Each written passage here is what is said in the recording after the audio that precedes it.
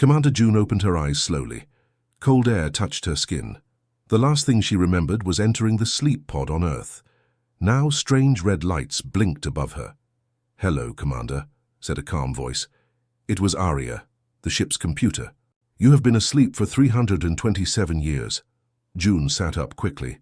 Her muscles felt weak after so long without use. She looked around the empty room. "Where is everyone else? Captain Min, Dr. Suk?" "I am sorry, Commander. You are the only crew member I was able to save." June's heart sank. She swung her legs over the side of the pod and tried to stand. Her legs shook, but they held her weight. "What happened to Earth?" she asked, though part of her already knew the answer. "Earth was destroyed 327 years ago, Commander. The sun became unstable faster than our scientists predicted." June closed her eyes. She had known this might happen. It was why the Prometheus had been sent out to find a new home for humanity. But the mission was supposed to last 10 years, not 3 centuries. "Did any other ships escape?" "Unknown," Aria replied. "Our communication systems were damaged. We have been drifting on backup power since the event." June made her way to the main control room. The ship was quiet except for the soft hum of machines. She looked at the main screen and froze. "Aria, what am I looking at?" The screen showed several large objects moving toward the Prometheus. "Ships, Commander. We have drifted into occupied space. These vessels are not of human design." June stared, in wonder. First contact. After all humanity's searching, it had finally happened, but no humans were left to see it. No one except her. "They are scanning us," Aria reported. "They will detect your life signs. Can we talk to them?" "I will try to establish communication." The screen flickered, and then a face appeared. It was almost human, but with purple-tinted skin and large eyes. It spoke in a strange language. "Aria, can you translate?" "Working on it, Commander." The alien continued to speak. Its expression seemed curious, not hostile. "Partial translation available," Aria said. "They are asking who we are and where we come from." June took a deep breath. "Tell them my name is Commander June of the Earthship Prometheus. Tell them I come in peace," Aria translated. The alien tilted its head, listening. Then it spoke again. "They say Earth is a myth," Aria translated. "According to their records, humans disappeared over 3 centuries ago. Tell them I am very real and I would like to meet them properly." The alien seemed surprised but nodded. The screen went dark. "They are bringing us into their ship," Aria said. "Their tractor beam has locked on." June felt the slight pull as the Prometheus began to move. She quickly went to her quarters and found her uniform. If she was going to represent humanity, she would do it properly. As she dressed, she noticed her hands were shaking. She was afraid, but also excited. She had trained for first contact, but never like this. Never as the last human. Aria. Download. Everything you can about these aliens. I need to know what I'm walking into. There is very little information in our databanks about this region of space, Aria replied. We are much farther from Earth than planned. June felt the ship stop moving. They had been pulled into what must be a docking bay. Commander, Aria said, before you meet them, you should know something. I have been monitoring their communications. They have myths about beings called humans. Most of these stories portray humans as dangerous creatures. June frowned. How could they have stories about us if they think we're myths? Unknown. But I suggest caution. A sound came from the airlock. Someone was trying to open it. Aria. The air level's safe for me out there. Yes, Commander. Their atmosphere is compatible with human physiology. June stood tall and walked to the airlock. The door slid open. 5 aliens stood outside. They looked similar to the one on the screen, with slight differences in height and skin tone. They wore what appeared to be uniforms. The tallest one stepped forward and spoke. A small device on its wrist flashed. Human? The word came through in clear, if accented, English. Yes, June replied. I am human. My name is Commander June. The aliens looked at each other. One of them whispered something. Impossible, the translator said. Humans are ancient history, legend. I assure you I am very real, June said. I have been in cryosleep for a very long time. The tall alien studied her face. The Eternal One returns, it said softly. What do you mean? June asked. But before the alien could answer, alarms began to sound throughout their ship. The aliens looked worried. "The hegemony has been notified of your arrival," the tall one said. "They will want to see you." "Who are the hegemony?" June asked. "Those who rule this part of space. Those who fear the return of humans most of all." June felt a chill run down her spine. She was the last human, lost in space and time, and apparently walking into some kind of ancient conflict she knew nothing about. "Come," the alien said. "We must prepare you. The galaxy has changed while you slept, Commander, and your awakening will change it again. Please remember to cite claims about factual information through tags when you use the web search tool. Follow the citation instructions to identify the document and sentence indices that support each statement or claim." June sat on a metal chair in a bright room. 3 weeks had passed since her arrival at the space station. Every day, alien scientists came to study her. They took blood samples, skin cells, and asked many questions. Today, a blue-skinned scientist named Gil walked around her, taking notes on a clear tablet. "Please stand," Gil said through his translator device. June stood. She was tired of being examined like an animal in a zoo. "Amazing," Gil muttered. "Your muscle recovery after long-term cryosleep is remarkable. Most species would need months of therapy. Humans are adaptable," June said simply. Gil made another note. "That is what makes your kind so unusual. Most evolved species specialize. The Vari have enhanced vision but poor hearing. The Loma can breathe underwater but need special suits on land. Humans have no special abilities, yet can survive almost anywhere." June thought about Earth, about mountains and deserts and oceans. Humans had lived in all those places. "When can I learn more about your civilization?" she asked. "I've answered hundreds of questions. Now I have some of my own." Gil looked uncomfortable. "The Hegemony Council controls information. They are still deciding your status." "My status? I'm a person, not a status." The door slid open. A tall alien with copper skin entered. Unlike the scientists, this one wore a simple gray outfit. June had seen him watching her test several times. "That will be all for today, Dr. Gil," he said. Gil nodded and quickly left the room. The copper-skinned alien sat across from June. "I am Day," he said. "I have been assigned as your liaison." "My guard, you mean?" June replied. Day's mouth curved slightly. "If I were your guard, Commander, you would not be sitting in an unlocked room." June studied him. Unlike the scientists, he looked her in the eye when speaking. "The Council has questions about humans," Day continued. "Our historical records contain concerning information." "What kind of information?" Day hesitated. "Stories of a species that spread quickly, that changed environments to suit themselves rather than adapting to them, that fought wars over ideas and resources." "We weren't perfect," June admitted. "But we were more than our mistakes." Day nodded slowly. "I believe that. Others are not so sure. Some council members think finding you was a mistake. They fear what might happen if humans return." "Return? I thought I was the last." Day looked around, then lowered his voice. "There are old stories, legends of beings called the Eternal Ones. They appear throughout our histories on different worlds in times of great change. And you think these Eternal Ones are humans? The descriptions match, beings without specialized abilities, yet somehow able to solve problems others could not. They would appear, change things, then vanish." June thought about this. Could other humans have survived? Had they been guiding alien civilizations from the shadows? "I want to see these records," she said. Day stood up. "Then follow me, but we must be careful. The Hegemony monitors the archives." He led her through quiet corridors. The station was massive, home to beings from 17 different species. Some looked almost like humans. Others were completely alien, floating orbs of light or creatures. With too many limbs, they entered a large room filled with glowing data terminals.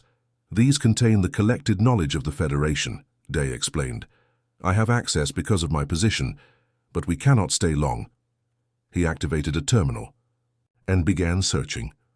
Images appeared. Ancient cave paintings, digital recordings, holograms, all showing figures that could indeed be human. "This one is from 500 years ago," Day said, pointing to an image of a humanoid figure standing before a crowd. Stranger arrived on Loma and taught them how to purify their oceans after an industrial disaster. He showed her more examples, a human-like figure who helped stop a war, another who introduced a new form of art, all appearing briefly, making change, then disappearing. If these were humans, June asked, where did they go? Before Day could answer, a loud alarm sounded. Red lights flashed. They know we're here, Day said urgently. We must go. They hurried toward the exit, but the door slid open before they reached it. 3 guards in black uniforms blocked their path. Liaison Day, one said coldly. You have exceeded your authority. The human subject is not cleared for the archives. She has a right to know her own history, Day argued. That is not your decision. The guard turned to June. You will return to your quarters. June stepped forward. I am Commander June of Earth, not a prisoner. I demand to speak with your council. The guard looked surprised at her boldness.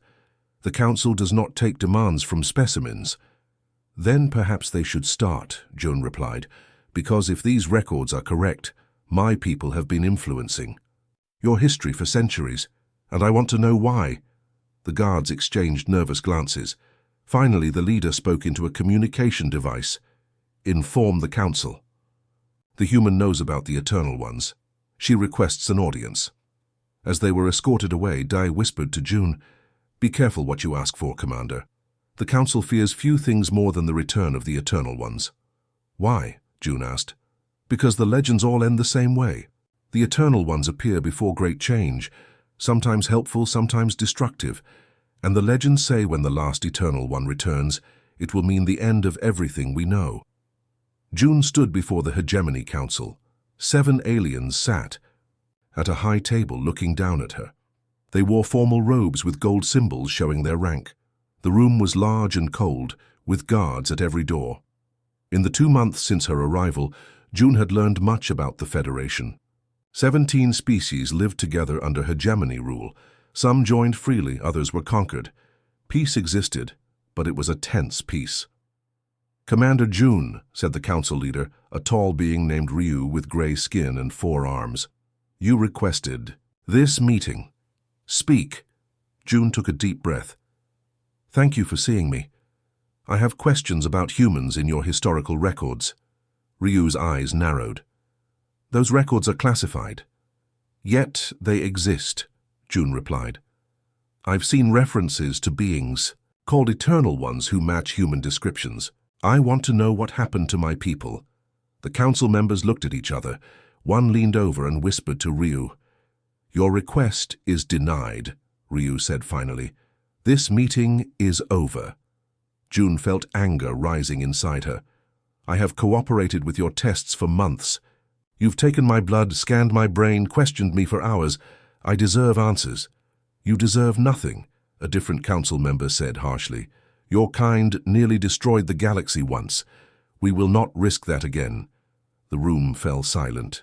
June stared in shock. What do you mean? She asked quietly. Ryu sighed. This meeting is finished. Guards escort the human back to her quarters. As guards moved toward her, a new voice spoke from the back of the room. Council, I request permission to speak. Everyone turned. It was Day. Since their visit to the archives, he had been removed as her liaison. June hadn't seen him in weeks. Liaison. Day, Ryu said coldly. You have no authority here. But I have knowledge, Day replied. Knowledge that might help us understand the human's purpose here. The council members whispered among themselves. Finally, Ryu nodded. Speak quickly. Day stepped forward. Our fears about humans come from old stories, half-truths passed down through generations.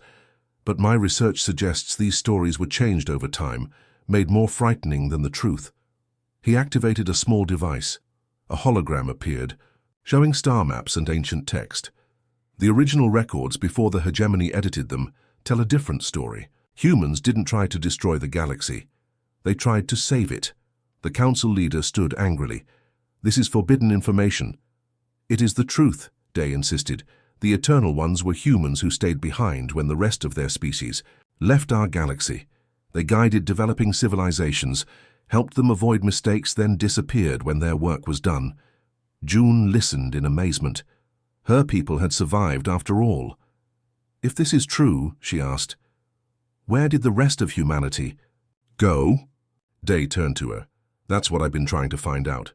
The coordinates were removed from our databases, but I found references in ancient poems and songs, clues hidden in plain sight. He showed another hologram, a star pattern unlike any June had seen before. I believe humans left for these coordinates beyond the edge of our known galaxy. The council chamber erupted in angry voices. Guards moved toward Day. Enough, Ryu shouted. Liaison Day, you are arrested for accessing forbidden archives. Guards, take him away. As guards grabbed Day, he called out to June. The Prometheus has the navigation system you need. The coordinates are hidden in your ship's memory banks. June watched helplessly as Day was dragged from the room. Ryu turned his cold gaze on her. You will remain in your quarters under guard. Your ship will be dismantled for study. You can't do that, June protested. The Prometheus is the last piece of Earth, the last human technology. Exactly, Ryu replied. And we cannot risk what might happen if that technology wakes something. That should stay sleeping. Later that night, June paced in her room. The Prometheus contained all of Earth's knowledge, everything humanity had achieved. She couldn't let them destroy it. A soft knock interrupted her thoughts. The door slid open, and a small alien entered. It was Tay, one of the scientists who had first examined her. Commander, Tay whispered, Day sent me. Day, is he all right? They're holding him, but he has friends. Many of us believe the hegemony keeps too many secrets. Tay handed her a small device. This will disable the lock on your door tonight. A transport is being prepared to take you to your ship. Why are you helping me? Tay hesitated. The hegemony says humans are dangerous, but our oldest stories tell of human teachers who helped us reach the stars. I believe those stories, and I believe you are here for a reason. What if the Council is right? What if finding other humans puts your people in danger? What if not finding them dooms us all? Tay countered. The hegemony grows more controlling each cycle. Many species suffer under their rule.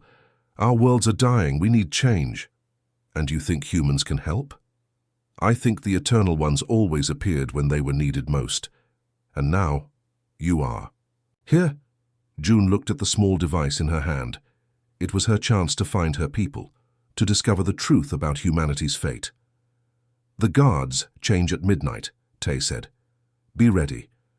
After Tay left, June stood at her window, looking at the gay stars. Somewhere out there, humanity might still exist, and whether she was meant to find them or bring them back, she now had a purpose. For the first time since waking in a future without Earth, June felt hope. The Prometheus moved silently through unknown space. For 3 weeks, June had followed.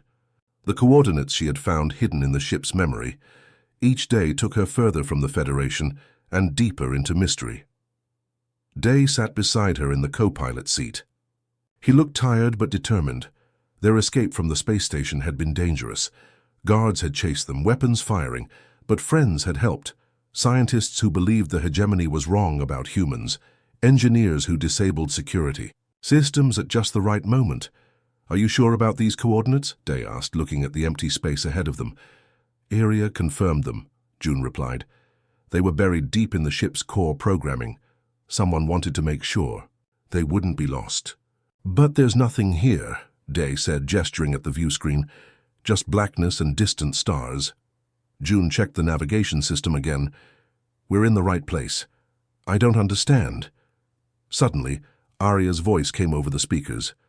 Commander, I am detecting unusual energy readings directly ahead. June looked up. The empty space in front of them seemed to ripple, like heat waves over hot ground. Then slowly something began to appear. At first it was just a faint outline, then it solidified, a massive structure floating in space. It was beautiful, with curved lines that reminded June of Earth's ocean waves. Lights glowed along its surface, forming patterns that changed and moved. What is it? Day whispered, his eyes wide. It's human design, June said with certainty.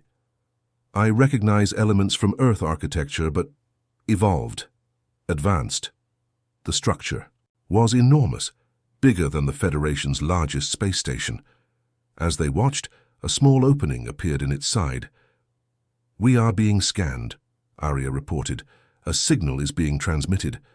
A voice filled the ship, speaking in perfect Earth English. "Prometheus vessel identified. Human life sign detected. Welcome home, traveler." June felt tears in her eyes. "Who are you? Are there other humans?" "Approach and dock," the voice replied. "All will be explained." June guided the ship toward the opening. Inside was a brightly lit docking bay with space for many vessels.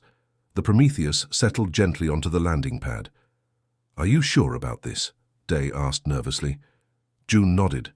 "I've come too far to turn back now." They stepped out of the ship into the docking bay. The air was clean and fresh, like nothing June had experienced since leaving Earth. A door opened in the far wall and a figure stepped through. It looked human at first glance. 2 arms, 2 legs, a face with eyes and mouth. But as it moved closer, June saw that its edges seemed to blur slightly.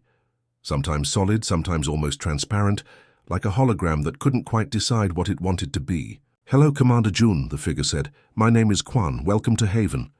"You're human?" June asked. Quan smiled. "I was born human, yes. Now I am something else, something more." "What happened to Earth, to humanity?" June asked. "Walk with me," Quan said. As they followed Quan through gleaming corridors, other beings passed them. Some looked almost human, others were like Quan, shifting between solid and transparent forms. When Earth's sun began to die, humanity split into 2 paths, Quan explained. Some, like your Prometheus mission, sought new worlds to settle. Others chose a different way. They evolved beyond physical form.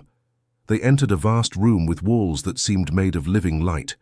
Images flowed across them, Earth's oceans, mountains, cities, memories of a lost world. "We learned to exist as energy and consciousness," Quan continued. "We no longer needed planets or ships. We became beings of pure thought." "But the eternal ones," Day interrupted. "The humans in our histories who appeared in physical form." "Yes," Quan nodded. "When needed, we can take physical form again. We've watched over the younger species, helping when necessary, guiding them away from destruction." "Why hide?" June asked. "Why let the galaxy think humans were extinct?" "Because power corrupts," Quan said simply. "If the galaxy knew what we had become, they would either worship us as gods or fear us as monsters. Neither would help them grow." Quan led them to a window that looked out into what seemed like another dimension, colors and shapes that June's eyes couldn't quite process. "This is where most of us exist now," Quan said. "A plane of pure energy and thought." "And what about me?" June asked. "Why was I preserved? Why did Arya wake me?" "Because the galaxy is at a tipping point," Quan replied. "The hegemony grows too powerful. Many species suffer under their rule. Balance must be restored." "And you think I can help? One human against an empire?" "You are not just any human," Quan said. "You are the last human who remembers what we once were. You understand both what we were and what we could be. You are the bridge." Before June could respond, alarms sounded throughout the station. A voice announced, "Multiple ships detected approaching." "Hegemony signatures confirmed." Day looked terrified. "They followed us. How?" "It doesn't matter," Quan said, suddenly serious. "They cannot be allowed to find Haven. Too many lives depend on this place remaining secret." "What can we do?" June asked. Quan turned to her, eyes glowing slightly. "You must make a choice, Commander. Remain as you are, the last traditional human, or become something more. Become what you were always meant to be." "The eternal hero," Day whispered. Quan nodded. "The one who returns when needed most." Outside, the hegemony ships moved closer, weapons charging. Time was running out. June stood in a chamber of pure light. Around her, energy flowed like water, pulsing with colors she had never seen before. Quan and 3 other evolved humans formed a circle around her. "Are you certain of this choice?" Quan asked. "Once done, you can never return to what you were." "I'm sure," June replied, though her heart raced with fear. "If I can help stop the hegemony, save lives, then it's worth any price." Outside, the hegemony fleet had grown to 12 warships. They had Haven surrounded. Messages demanding surrender filled all communication channels. The process will be painful, Quan warned. Your physical form will merge with our energy. You will keep your memories yourself but gain something more. June nodded. I'm ready. The evolved humans raised their hands. Light flowed from their fingertips, surrounding June in a cocoon of energy. She felt warmth at first, then burning heat that grew until she wanted to scream. Her body felt like it was being pulled apart, cell by cell. Then, suddenly, the pain vanished. June looked down at her hands. They looked solid, but she could see a faint glow underneath her skin. When she focused, her fingers became slightly transparent. What happened? She asked. You have joined us, Quan said. Not fully. You have kept more of your physical form than most, but you now exist in both worlds. You have the knowledge of countless generations. June closed her eyes. Information flooded her mind, memories that weren't hers, knowledge of technologies beyond imagination. She saw the history of humanity after Earth, their evolution into beings of energy, their secret work guiding the galaxy. The hegemony has given their final warning, another evolved human said. They will attack in minutes. Let me speak to them, June said. On the command deck of the hegemony flagship, Ryu watched the strange structure with suspicion. His scientists could not explain how it had appeared from nowhere or what energy powered it. Prepare all weapons, he ordered. When I give the word, a bright light filled the deck. Crew members shielded their eyes. When the light faded, Commander June stood before them. But she was changed. Her body glowed faintly, and her eyes held a light that was not human. What is this trick? Ryu demanded. No trick, June replied. Her voice echoed strangely, as if many voices spoke as one. I have come to show you the truth. Guards! Ryu shouted. But when the guards tried to grab June, their hands passed through her as if she were made of smoke. June raised her hands. The air around her shimmered, and suddenly the command deck was filled with images. Stars being born, planets forming, life evolving. The crew watched in amazement. This is what humans became, June explained. Not conquerors, but guardians. We evolved beyond physical form to protect the galaxy, not rule it. Lies, Ryu hissed. Humans were destroyers. Our oldest records were changed, June interrupted. By those who came before you, who feared what would happen if the truth were known. She waved her hand again. New images appeared. Humans throughout history, appearing as teachers, healers, peacemakers. The eternal ones. For centuries we have guided from the shadows, helping species avoid the mistakes we once made. Never controlling, only suggesting. That was our choice. To serve, not to rule. The images faded. June looked at each person on the deck. The hegemony has lost its way, she said gently. You were meant to unite species, not control them. To build, not destroy. Why should we believe you? Ryu asked, but his voice had lost its anger. Because I offer you a choice, June replied. Continue this path of control and fear, or join us in building something better. Not an empire, but a true federation where all species have a voice. She held out her hand to Ryu. I'm not asking you to surrender. I'm asking you to grow. For a long moment, Ryu stared at her hand. Then slowly he reached out. Their fingers touched, and a spark of light passed between them. Ryu gasped. For a brief moment, he saw what June had seen, the true history of humans, their evolution, their hopes for the galaxy. He saw his own species' potential future, bright with possibility. How? He whispered. This is what the eternal hero does, June said. Shows the path forward. The choice to take it belongs to you. Days later, June stood with Day at a window in Haven, watching ships arrive from across the galaxy. Representatives from every Federation species had come to discuss a new beginning. Will you stay like this? Day asked, looking at June's glowing form. Not always, she replied. I've chosen to keep part of my physical form, to be a bridge between what humans were and what they became. The eternal hero, Day said with a smile. June shook her head. Just one of many. The others will return now that the truth is known. Together we'll help build a better galaxy, not as rulers, but as guides. And after that, June looked out at the endless stars. After that we continue what humans have always done best, explore. There are other galaxies, other dimensions, maybe even other beings like us waiting to be found. She turned to Day, her eyes bright with possibility. This isn't the end of humanity's story, it's just the beginning of a new chapter. Outside, ships from 17 worlds formed a circle around Haven. Inside, former enemies spoke of peace.